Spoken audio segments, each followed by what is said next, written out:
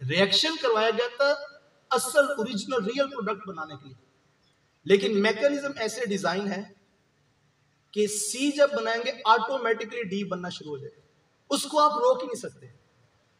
उसे कहते हैं बाई प्रोडक्ट।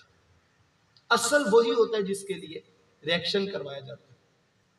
एक केमिस्ट लैब में जाए, उसको रिएक्टेंट्स उसके हाथ में पकड़ा दिए जाए और वो 10 दिन के बाद आए और कहे ये देखिए मैं 20 किलो बाई प्रोडक्ट बचा के लाया हूं, तो क्या आप उसको दाद देंगे?